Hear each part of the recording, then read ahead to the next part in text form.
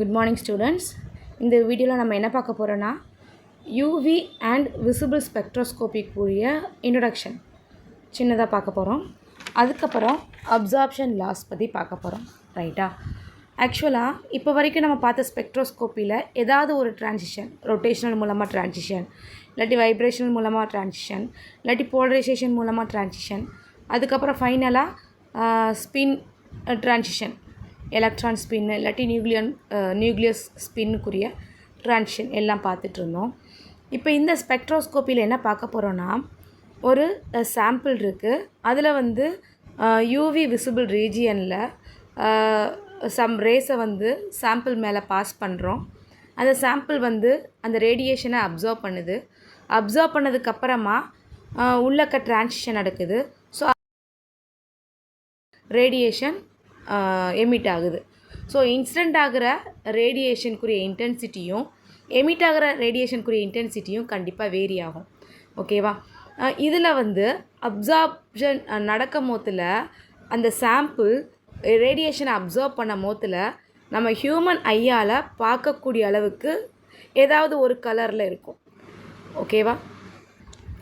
இந்த கான்செப்ட் தான் UV visible ஸ்பெக்ட்ரோஸ்கோப்பியில் இருக்குது.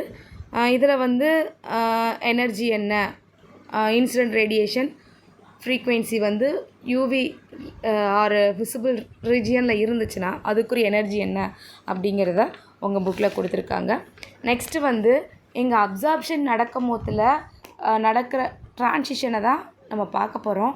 அதனால் ஃபஸ்ட்டு அப்சார்ப்ஷன் பற்றி இருக்கிற லாஸ் என்ன அப்படிங்கிறத பார்க்க போகிறோம். அதில் ஃபஸ்ட்டு என்ன அப்படின்னு பார்த்தீங்கன்னா லாம்பர்ட்ஸ் லா, இன்னொன்று பியர்ஸ் லா. லாம்பர்ட்ஸ் லா அப்படின்னா என்னென்னு பார்த்தீங்கன்னா, ஒரு மோனோக்ரோமேட்டிக் ரேஸ், ஏதாவது ஒரு எலக்ட்ரோமேக்னெட்டிக் ரேடியேஷன் மோனோக்ரோமேட்டிக்காக எடுத்தோன்னா அதை ஒரு அப்சார்பிங் மீடியமில் பாஸ் பண்ணுறோம். இந்த அப்சார்பிங் மீடியம்க்குரிய திக்னஸ் எக்ஸ்ன்னு எடுத்துக்க போகிறோம். நெக்ஸ்ட் என்ன ஆகுதுன்னா, இந்த மீடியம் ஆக்சுவலாக ஹோமோஜீனியஸ் அப்சார்பிங் மீடியமாக இருக்கும். அப்படின்னா இந்த இதில் எல்லா பார்ட்லேயுமே இந்த மீடியம்க்குரிய ப்ராப்பர்ட்டி சேமாகவே இருக்கும். ஓகேவா? Through out the medium property சேமாக தான் இருக்கும் இன் ஆல் டைரக்ஷன். நெக்ஸ்ட்டு இந்த அப்சார்பிங் மீடியம் இன்சிடெண்ட் ஆகிற ரேஸை அப்சார்ப் பண்ணிவிட்டு உள்ளக்க ட்ரான்சிஷன் நடந்துட்டு தென் வெளியில் சம் ரேடியேஷனை எமிட் பண்ணும். அந்த எமிட் பண்ணுற ரேடியேஷனுக்குரிய இன்டென்சிட்டி எதுக்கு டைரக்ட்லி ப்ரொபோஷனலாக இருக்குன்னா, இன்சிடெண்ட் ஆகிற ரேடியேஷனுக்குரிய இன்டென்சிட்டிக்கு டைரக்ட்லி ப்ரொபோஷனலாக இருக்கும். ஓகே, ஸோ இதை மேத்தமெட்டிக்கலாக எப்படி எக்ஸ்ப்ரெஸ் பண்ணுறாங்கன்னா -di/dx.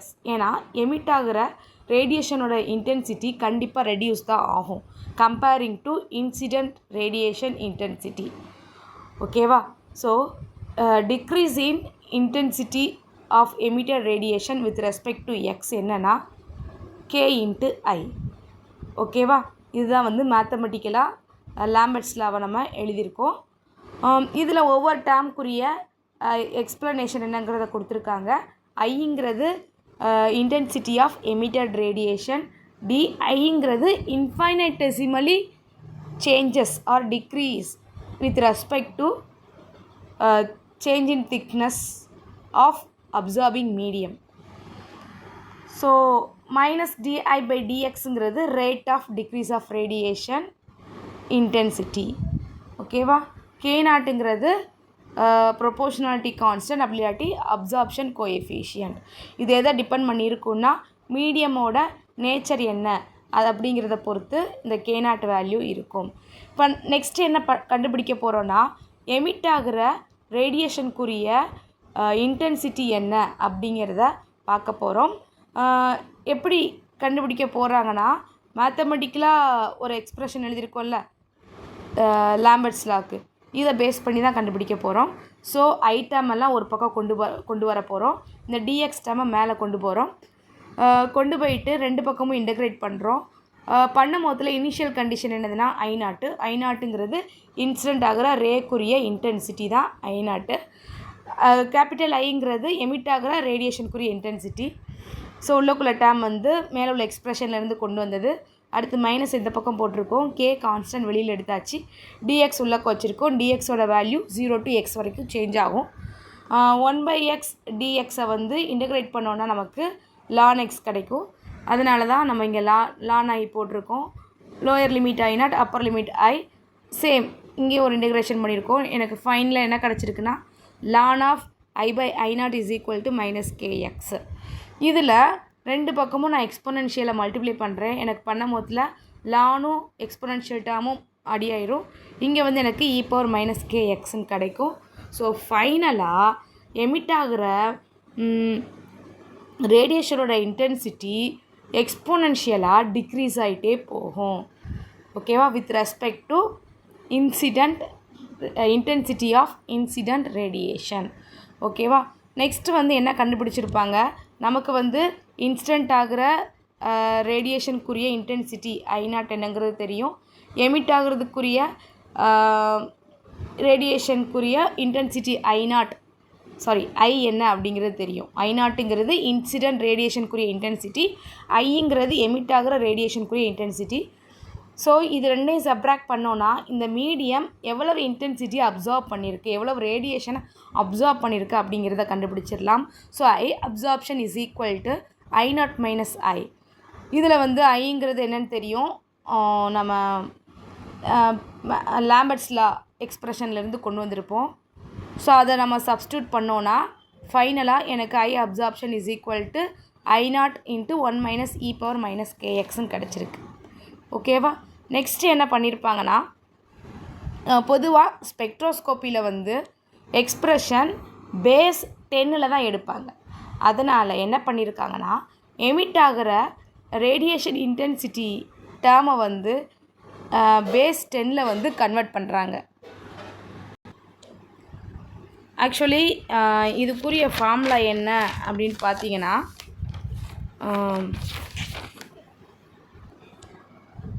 e⁻y is equal to 10⁻y by ln 10. e⁻y is equal to 10⁻y by ln 10. ஓகேவா? ஸோ அதுபடி தான் இது எழுதியிருக்காங்க. I is equal to I0, ln term அதுக்கு அடுத்தது எக்ஸ்பொனென்ஷியல் டேர்ம் இதாக இருக்குது. e⁻y நம்ம 10⁻ஆக எழுத போகிறோம். எழுதிட்டு 10⁻−k/x divided by ln 10. ln 10ஓட வேல்யூ 2.303. ஸோ ஃபைனலாக k/2.303 வந்து நான் ஏன்னு எடுத்துக்கிட்டேன். So I is equal to I0 base 10 power -a into x.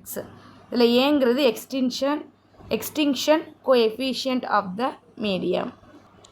So அவ்வளோதான், லாம்பர்ட்ஸ் லா வந்து முடிஞ்சிருச்சு. ஃபஸ்ட்டு லாம்பர்ட்ஸ் லானா என்னன்னு பார்த்தோம்.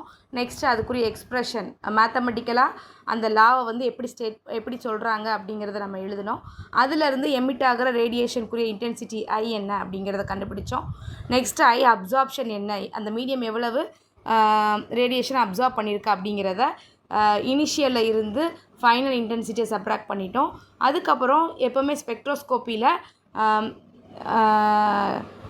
ஸ்பெக்ட்ரோஸ்கோப்பியில் வந்து பேஸ் 10 அப்படிங்கிற மேத்தமெட்டிக்கல் கான்செப்டை தான் யூஸ் பண்ணுவாங்க. அதனால் எக்ஸ்பொனென்ஷியல் உள்ளதை நம்ம பேஸ் 10க்கு கன்வெர்ட் பண்ணிட்டோம். ஓகேவா? ஸோ அதோட முடிஞ்சிருச்சு. இப்போ இதில் நெக்ஸ்ட் லா என்ன பார்க்க போகிறோன்னா, பியர்ஸ் லா. இந்த பியர்ஸ் லாவுக்கும் லாம்பர்ட்ஸ் லாவுக்கும் என்ன டிஃப்ரெண்ட்னா, அங்கே அப்சார்பிங் மீடியம் வந்து ஏதோ சாம்பிளாக வச்சுருப்போம். ஓகேவா? இங்கே வந்து என்னதுன்னா சொல்யூஷனாக வச்சுருப்போம். இங்கே வந்து அப்சார்பிங் மீடியமாக சம் சொல்யூஷனை வச்சுருப்போம். இந்த சொல்யூஷனில் தான் வந்து இந்த சால்வெண்ட்டில் தான் வந்து சாம்பிளை சொல்யூட் பண்ணி ஒரு சொல்யூஷனாக ஃபார்ம் பண்ணி வச்சுருப்பாங்க. ஏதாவது ஒரு சால்வெண்ட்டில் எந்த சாம்பிளில் நமக்கு ஸ்பெக்ட்ரம் பார்க்கணுமோ அந்த சாம்பிளை சால்வெண்ட்டில் கரைச்சி அந்த சொல்யூஷனை தான் இங்கே ப்ளேஸ் பண்ணியிருப்பாங்க.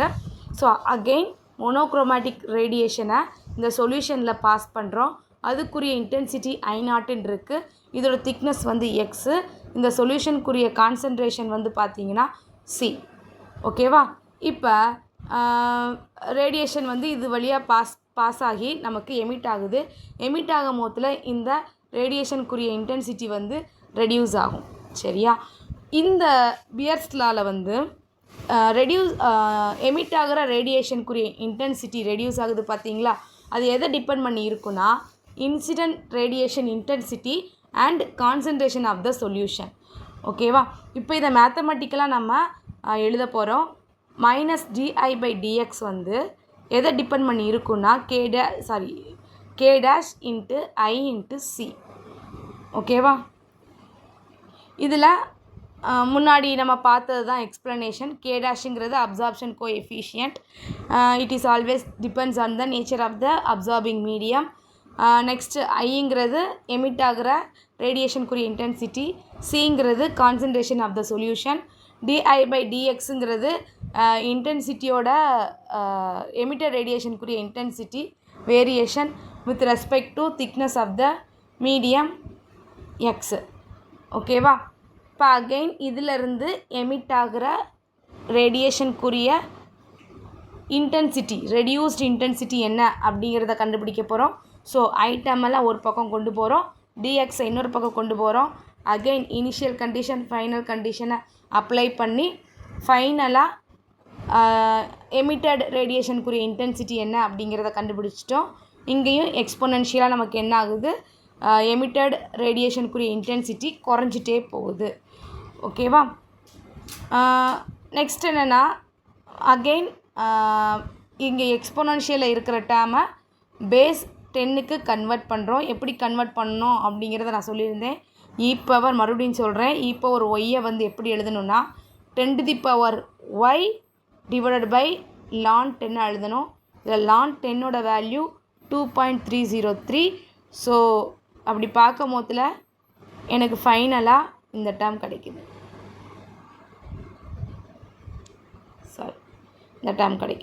ஓகேவா? இப்போ இதிலே வந்து என்ன பண்ணுறாங்கன்னா பியர்ஸ் லாக்கு ஒரு வெர்ஷன் கொண்டு வராங்க.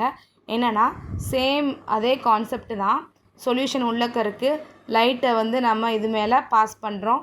பாஸ் பண்ணும் போதில் இந்த சொல்யூஷனுக்குரிய கான்சன்ட்ரேஷனையும் சொல்யூஷனோட லேயர் திக்னஸையும் இன்வர்ஸாக சேஞ்ச் பண்ணோன்னா, இன்வர்ஸ் ரேஷியோனா சியை கூட்டுறோம், எக்ஸை குறைக்கிறோம், ஆர் சியை இன்க்ரீஸ் பண்ணுறோம், எக்ஸை டிக்ரீஸ் பண்ணுறோம். இப்படி இன்வர்ஸ் ரேஷியோவில் நான் சொல்யூஷனை எடுத்துக்கிட்டேன்னா அப்சார்ப்ஷன் கான்ஸ்டன்ட் எனக்கு எப்போவுமே சேமாக தான் இருக்கும். ஓகேவா? அப்சார்ப்ஷன் வந்து கான்ஸ்டண்ட்டாக இருக்கும். ரைட்டா? புரியுதா? லைட்டை இன்சிடென்ட் பண்ண வைக்கிறோம். இங்கே எனக்கு அப்சார்ப்ஷன் கான்ஸ்டண்ட்டாக ஒரே அளவாகவே இருக்கணும் அப்படின்னு நான் நினச்சேன்னா சியோட வேல்யூவையும் எக்ஸோட வேல்யூவையும் இன்வர்ஸ் ரேஷியோவில் சேஞ்ச் பண்ணால் எனக்கு அப்சார்ப்ஷன் கான்ஸ்டண்ட்டாக நடந்துக்கிட்டே இருக்கும். ரைட்டா? அதை வந்து எக்ஸ்ப்ரெஷனில் கொடுத்துருக்காங்க. log of I0/I is equal to A or equal to E into C into L. ங்கிறது அகெயின் மோலார் எக்ஸ்டென்ஷன் கோஎஃபிஷியன்ட், சிங்கிறது கான்சன்ட்ரேஷன் ஆஃப் த சொல்யூஷன், எல்லுங்கிறது சாம்பிளோட பாத்வே. அவ்வளோதான். நெக்ஸ்ட் என்ன பார்க்க போகிறோன்னா இந்த லாக்குரிய லிமிட்டேஷன்ஸ் என்னென்ன அப்படிங்கிறத பார்க்க போகிறோம். இப்போ எடுத்துக்கிட்ட சப்ஸ்டன்ஸ் ஆர் காம்பவுண்டுக்கு டிஃப்ரெண்ட் ஃபார்ம்ஸ் இருந்துச்சுன்னா, இப்போ எக்ஸாம்பிளுக்கு உங்களுக்கு என்ன கொடுத்துருக்காங்கன்னா அசிட்டால்டிஹைடுன்னு நினைக்கிறேன், ஏதோ ஒரு டார்மரஸ் கொடுத்துருக்காங்களா, டாட்டோமர்ஸ். So keto, ஈனோல், டாட்டோமர்ஸ். ஆக்சுவலாக இது ரெண்டும் ஒரே காம்பவுண்டுக்குரிய ஃபார்ம் தான். ஓகேவா? ஒரு காம்பவுண்டுக்குரிய சேம் ஃபார்ம் தான் கீட்டோ, ஈனோல். இதை நம்ம சொல்யூஷனாக யூஸ் பண்ணோன்னா அதுக்குரிய அப்சார்பிங் வேவ்லென்த் வந்து சேஞ்ச் ஆகும். ஓகேவா? நமக்கு இங்கே ஒரு காம்பவுண்டுக்குரிய அப்சார்பிங் மட்டும்தான் கால்குலேட் பண்ண முடியும். ஓகேவா? ஸோ சேமாக இருக்கிற சேம் ஃபார்மில் இருக்கிற ஒரு காம்பவுண்டு டிஃப்ரெண்ட் ஃபார்ம் இருக்குது, ஸோ டிஃப்ரெண்ட் ஃபார்மில் இருக்கிற ஒரு காம்பவுண்டு இங்கே நம்ம யூஸ் பண்ணும் போதில் எனக்கு அப்சார்ப்ஷன் 2 விதமாக நடக்குது. இப்படி நடந்துச்சுன்னா பியர்ஸ் லாவை இதில் அப்ளை பண்ண முடியாது. ஏதாவது ஒரு அப்சார்ப்ஷன் இருந்தால் மட்டும்தான் பியர்ஸ் லாவை அப்ளை பண்ண முடியும்.